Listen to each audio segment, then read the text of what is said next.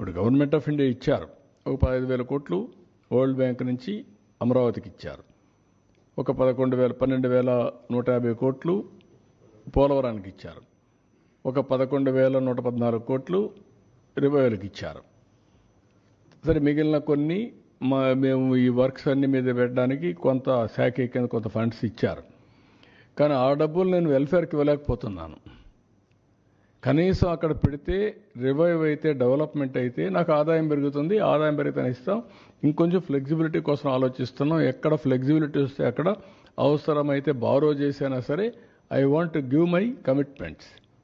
తల్లికి వందనం కానీ, లేకపోతే రైతులకు ఇవ్వాల్సిన రైతు భరోసా కానీ I want to give it. ఏది రైతు అయినా అవస్థపడాలి, గవర్నమెంట్ అయినా అవస్థపడాలి. నాకు ఫ్లెక్సిబిలిటీ ఉంటే నేను అవస్థ తీసుకోవడానికి సిద్ధంగా ఉన్నా. I will give it. ఆ ప్రయత్నంలోనే అనునిత్యం ఉన్నాం.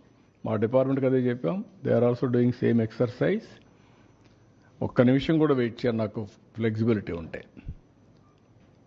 ఇప్పుడే దాని మీద కూడా ప్లాన్ చేసుకున్నాం, వర్కౌట్ చేస్తున్నాం. I will come out.